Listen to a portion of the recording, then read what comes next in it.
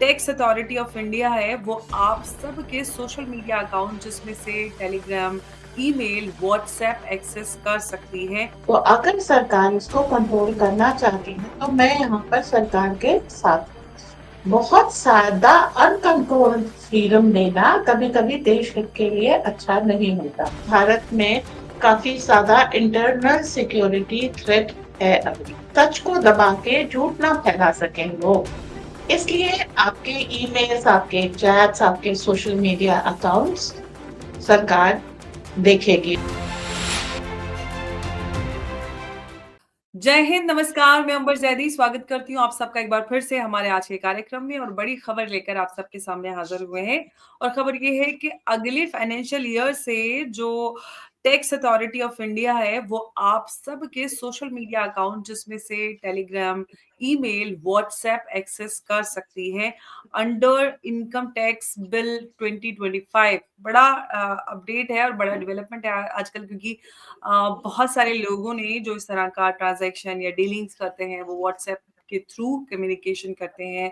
Telegram और email तो खैर है ही एक अलग चीज, लेकिन व्हाट्सएप और टेलीग्राम का इसमें इस्तेमाल बहुत ज्यादा होता है।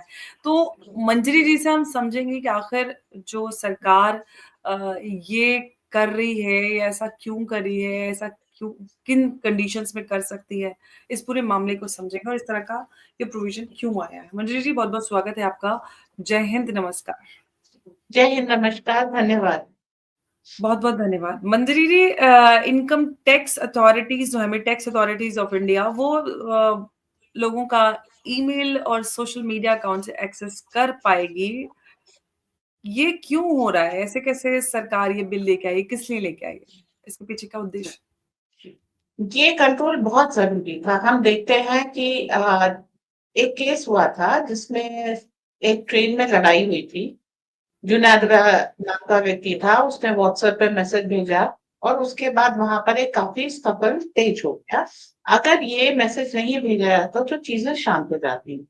आप काफी बार ये देखेंगे कि लोग झूठी खबरें फैलाते हैं। किसान आंदोलन जैसे हुआ तो मिथ्या प्रचार किया जाता था। जो मिथ्या प्रचार है या जिसको आप कहते हैं कि रूमर्स फैलाना, अफवाह फैला करके बहुत सारी चीजें की जा सकती।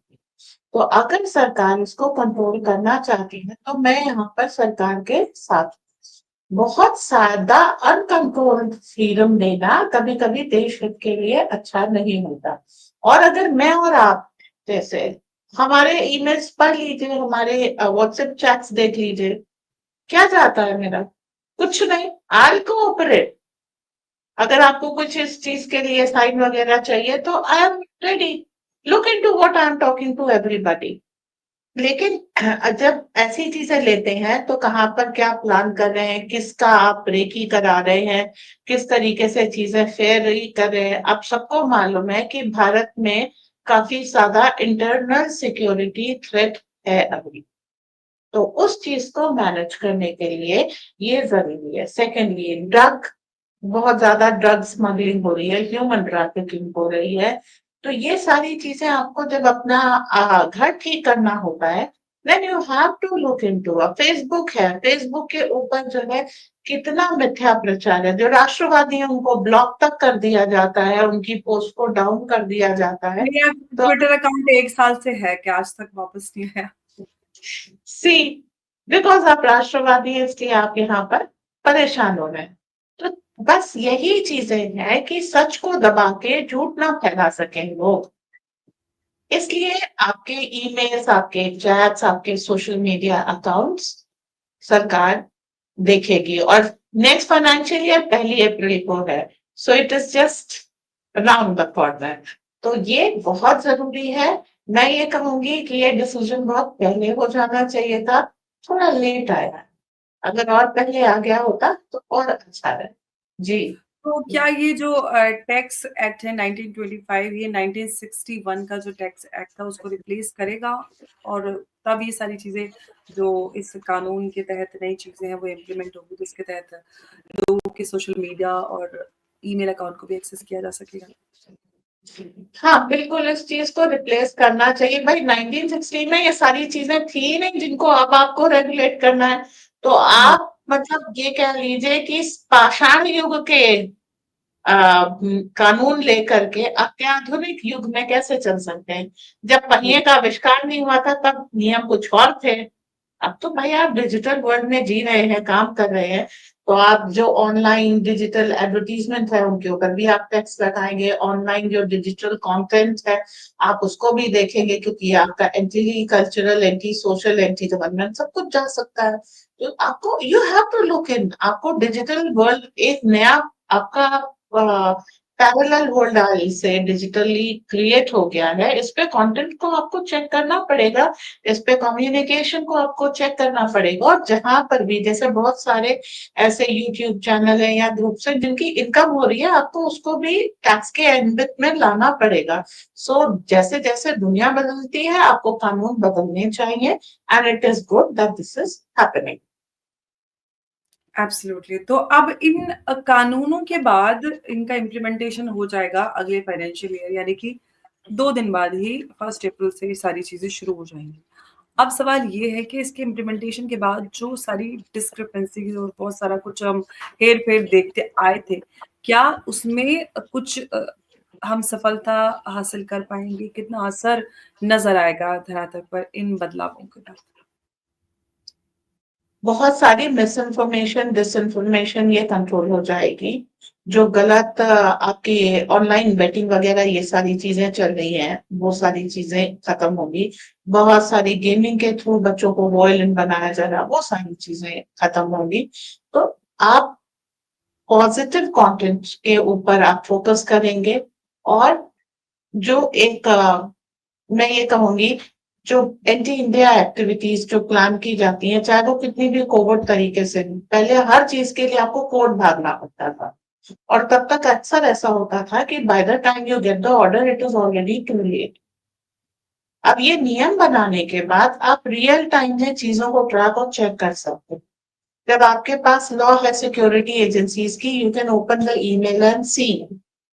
अब उसके लिए आपको कोर्ट ने, न्यायाधीश महोदय का मन नहीं किया तो उन्होंने कह दिया every senior as a future and see. उसके बाद कुछ हो गया, आप एजेंसीज को कोस रहे हैं, लेकिन the thing is real time tracking was necessary, जो भारत में नहीं हो रही थी। अब ये शुरू हो जाएगी 1 तारीख से। इसका बहुत फायदा होगा। साल 1.5 साल में आप देखिएगा भारत और सिक्योर देश हो जाएगा। बहुत सारे देश हैं जहां पे सिक्योरिटी कंसर्न्स बहुत ज्यादा है। भारत की सिक्योरिटी कंसर्न्स को ये बिल बहुत अच्छी तरीके से एड्रेस करेगा, सॉल्व करेगा। जी। मंजी, एक और अपडेट है जिसपे प्रसाद जो योजना है उसके तहत मंदिरों को जीएसटी फ्री किया जा रहा है। ये बहुत बड़ा अपडेट है और आप इस पे काफ़ी सवाल भी हमेशा रहे हैं कि मंदिरों पे टैक्स भी लगता है, मंदिरों पे जो मंदिरों का जो जितना भी मंदिर कोष में जितना भी पैसा आता है वो भी सरकार के पास जाता है और वो सारी चीज़ें। इसके बाद ये एक वो हिंदू समाज के लिए एक बड़ी राहत और बड़ी खुश कर देने वाली खबर है। आप कैसे देख रही हैं इस खबर को? मंदिरों के साथ अंग्रेजों ने शुरू किया था, और ये काफी चीजें होती है। एक मंदिर को उसकी जगह से शिफ्ट कर दिया जाता सड़क बनाने के लिए। भाई साहब सड़क घुमा के ले जाइए, नहीं। अब उसमें क्या होता है, मंदिर होते हैं और मंदिर के साथ काफी एकड़ जमीन होती है जो मंदिर के पालन के लिए होती है। वो एकड़ जमीन मिस हो जाती है। आपको जितनी, जैसे मान लीजिए 80 बाई 80, ये एग्जाम्पल है, इतने स्क्वायर किलोमीटर में एक मंदिर था। उसमें आपका गर्भगृह 80 मीटर बाय 80 मीटर में था, तो 80 किलोमीटर बाय 80 किलोमीटर को 80 मीटर बाय 80 मीटर कर दिया, बाकी लैंड लॉस हो गया।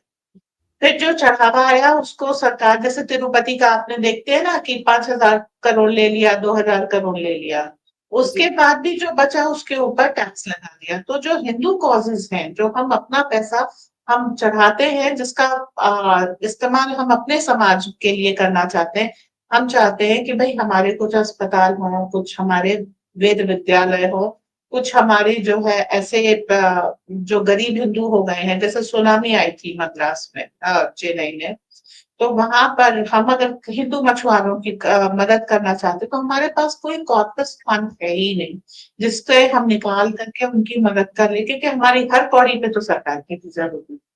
अब ये पहली बार हमारे टेम्पल्स पे से ये जो जीएसटी हट गया है, ये रिलीजियस इंस्टीट्यूशन है और यहाँ पर आया पैसा समाज के कल्याण के लिए खर्च हो।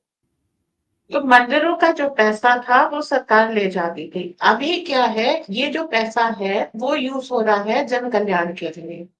यहाँ पर देखने वाली बात यह है कि अगर हम किसी अच्छे इंस्टीट्यूट को डोनेट करते हैं तो एटीजी में हमको टैक्स एग्जेम्पशन मिलता है। तो जो एंटी कन्वर्शन लॉ सरकार लेके आ रही है, उसका ही ये स्टेप 2 है कि हमारे पास एक फंड हो जिससे हम औरों की मदद कर पाएंगे। ये बहुत जरूरी है कि हम देखते हैं किसी भी डिजास्टर के बाद कन्वर्शन रेट बहुत ज्यादा अ, बढ़ जाता है और डेमोग्राफी चेंज होने के आफ्टर इफेक्ट्स हम बहुत जगह देखते हैं।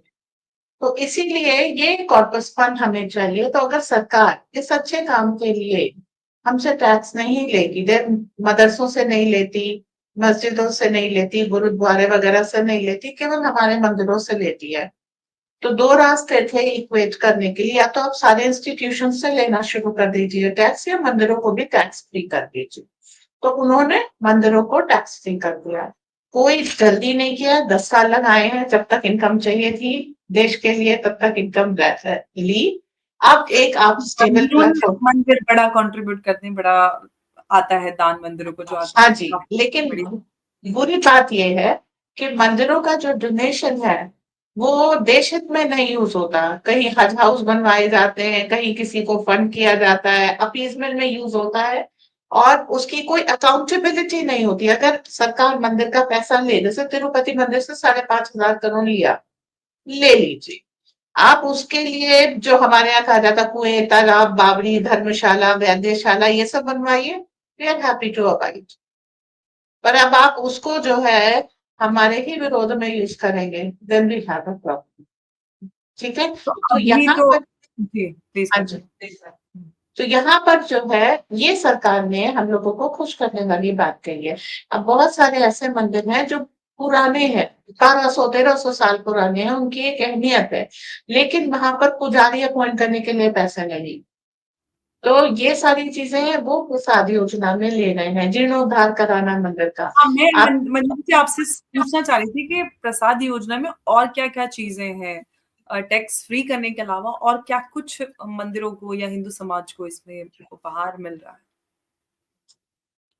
प्राचीन भारतीय स्थापत्य कला और संस्कृति का सुंदर नमूना है मंदिर। आप हुँ। देखिए कोई भी अगर बिल्डिंग स्ट्रक्चर खड़ा है तो उसको थोड़े थोड़े दिनों पे मेंटेनेंस की जरूरत पड़ती है।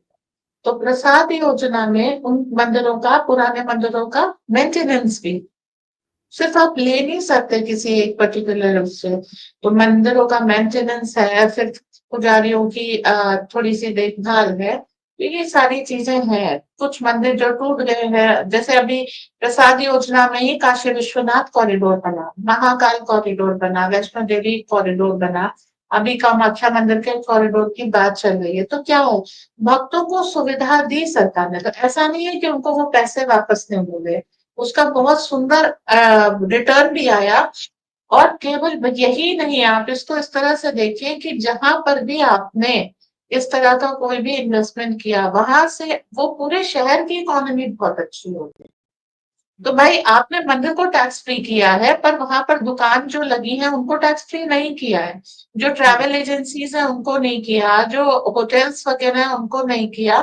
तो आपको जब, जो आपने मान लीजिए यहाँ पे 17% का टैक्स का आपको लॉस हो रहा है, पर जैसे हमने महाकुंभ में देखा कि भाई आपने कुछ 100 करोड़ लगाए और कुछ लाख करोड़ की आपको इनकम आई।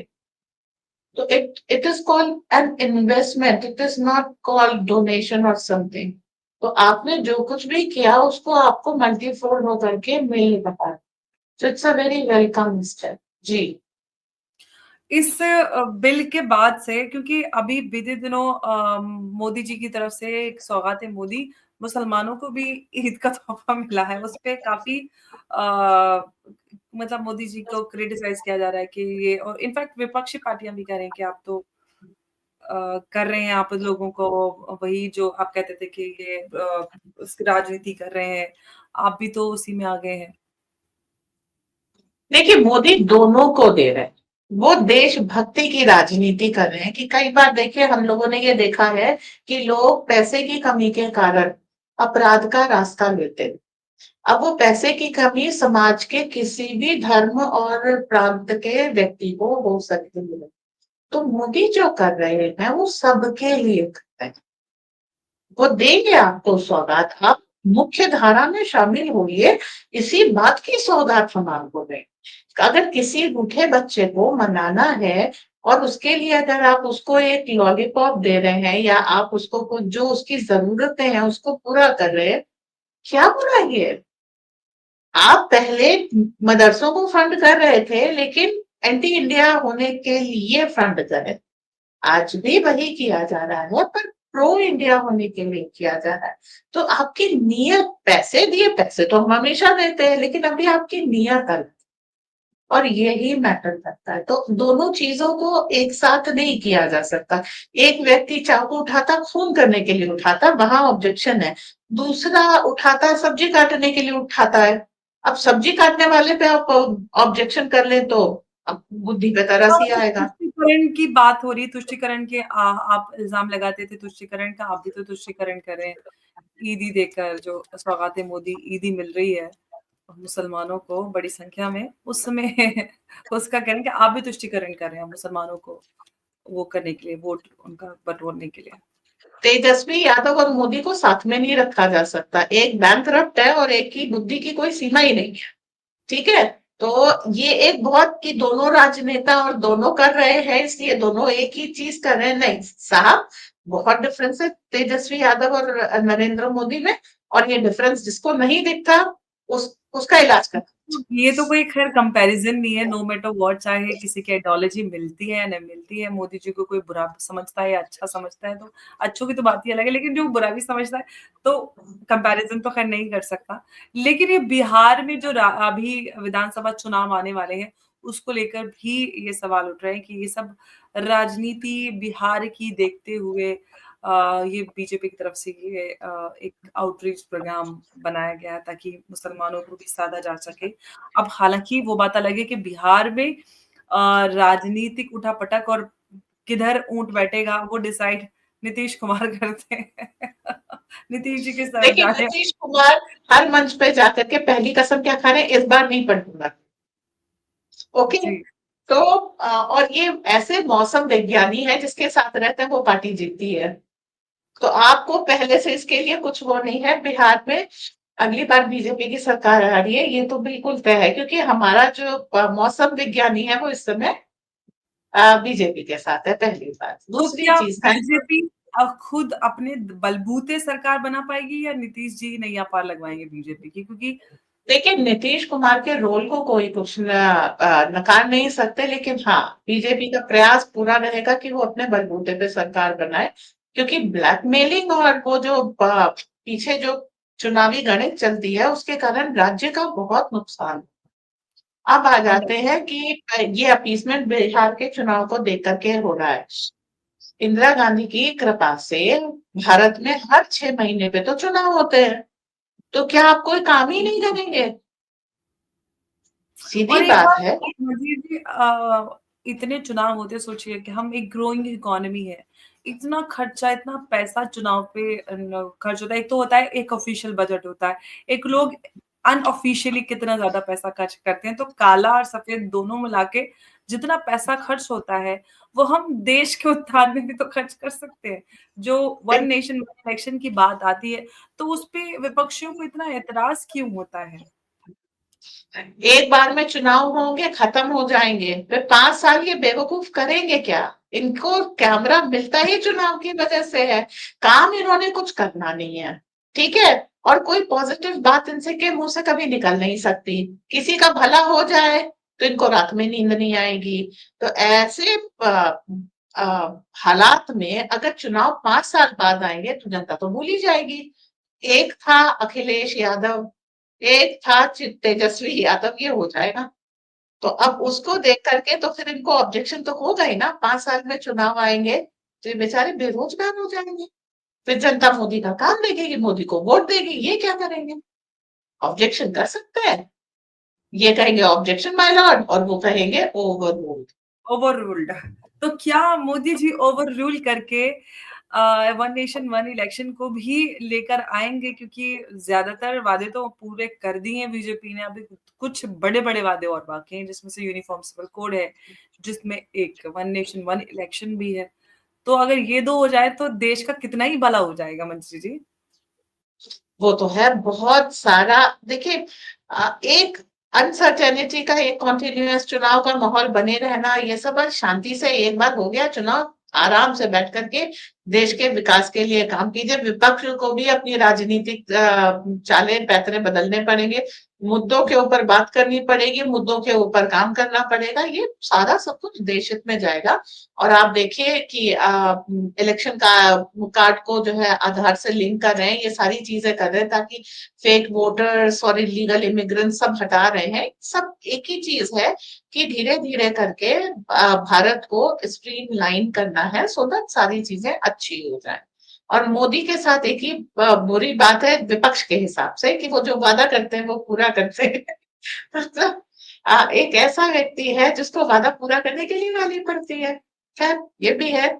आ, और इसी चीज में भारत के बहुत सारे पैसे एक बार में बच जाएंगे, और बहुत सारी धांधियां भी खत्म हो जाएंगी। अभी इसी चुनाव के मद्देनजर जो है डिलिमिटेशन होगा, ये सारी चीजें होने से फिर महिला रिजर्वेशन आएगा, ये सारी चीजें 26 अगर 2026 तक उन्होंने कहा है तो वो कर लेंगे, और इसके साथ विपक्ष की जो चाक चौबंदी है वो और खत्म हो जाएगी। अभी ये कहते हैं कि ये जो मोदी ने सौगात दी है वो बिहार के चुनाव को मद्देनजर रख करके दिए। भाई साहब 2014 से चुनाव जो है वो मेजोरिटी के दम पे जीते जा रहे हैं। माइनॉरिटी बहुत सी जगह इररिलेवेंट हो गई। इस देखिए बात आप में बहुत कोई दो राय नहीं है, मैं ये बात खुद कहती हूँ और मैंने इस पे कई सारे मंजरी जी शोज भी किए हैं कि इस देश में खास तौर से जो principal minority is not technically is minority, second large population of India, Muslim minority, वो तो पूरी तरह से रेलेवेंट हो गए। इंडिया के जो पूरा पॉलिटिकल सिस्टम है उसमें कभी एक बड़ा वोट बैंक माने जाने वाले मुसलमान, जिनको साधने के लिए इतना तुष्टीकरण राजनीतिक पार्टियां करती थी, आज वो पूरी तरह से इरेलीवेंट हो गए हैं और उनको पता भी नहीं चला, अभी भी पता नहीं चल रहा है कि क्या हो गया। नहीं, बहुत जोर से पता चल चुका है, लेकिन अब कैसे मान लें कि हम जंग हार चुके हैं। अभी ईगो चल रही है, और मोदी भी क्या कर रहे हैं, स्ट्रीम लाइन कर रहे हैं, वो इस समय सोशल इंजीनियरिंग कर रहे हैं। वो ये एहसास नहीं दिलाना चाहते किसी को भी कि भाई तुम इरेलीवेंट हो गए हो, तुम हार गए हो। वो अभी भी कोशिश करें कि मान जाओ बेटा, लाइन पे आ जाओ। और ये प्रयास बड़ा सुंदर है, ये एक पिता का एटीट्यूड है अपने बेटे की तरह। तो आई होप लोग इस चीज को समझें, इसको माने और स्ट्रीमलाइन हो जाए। मोदी को मुस्लिम वोट की जरूरत नहीं है चुनाव जीतने के लिए। 2014 में प्रचंड बहुमत मिला था और उसमें मुस्लिम्स ने वोट नहीं किया था। समझिए, मोदी को पटाने की, अपील करने की कोई जरूरत नहीं है। वो हिंदुओं के वोट के दम पर अपने चुनाव जीतना जानते हैं। अगर मना रहे हैं तो भलाई मान जाने में है। क्योंकि जब फिर क्या होता है, जब सारी ट्रिक्स यूज हो जाती हैं तो फिर एक वो डंडा निकलता है। तो डंडा हम नहीं चाहते पड़े, जब तक है तब तक शुभ संकेत देते रहिए कि आपको मनाने के सारे प्रयास सफल हो रहे हैं और देश शांति और विकास की तरफ बढ़ रहा है। जी। बिल्कुल, और ऐसा जिस तरह से जिस तेजी से कार्य हो रहा है ऐसे ही चलता रहा तो मैं वो दिन देखना चाहती हूँ कि जिस दिन देश में यूनिफॉर्म सिविल कोड हो, वन नेशन वन इलेक्शन हो, तो कितनी ही सारी समस्याएं देश की जो कानून व्यवस्था है वो कितनी ज्यादा बेहतर हो जाएगी। लोगों का एक बार फिर से कानून में, न्याय में विश्वास बढ़ेगा और बहुत सारे हम क्राइम को कंट्रोल कर पाएंगे, समय रहते न्याय मिल पाएगा लोगों को। बहुत सारी चीजें और जिस दिशा में काम होना बाकी है, और ये उम्मीद हम सिर्फ प्रधानमंत्री मोदी से ही कर सकते हैं और किसी से तो उम्मीद कर ही नहीं सकते। तो उम्मीद करते हैं कि वो हमारे उम्मीदों पे और ज्यादा खरे उतरे और इसी तरह से वो कार्य करते रहे। मंजरी जी बहुत बहुत धन्यवाद हमारे साथ आज की इस चर्चा में जुड़ने के लिए। नमस्कार, जय हिंद, जय भारत। नमस्कार, जय हिंद, जय भारत। धन्यवाद।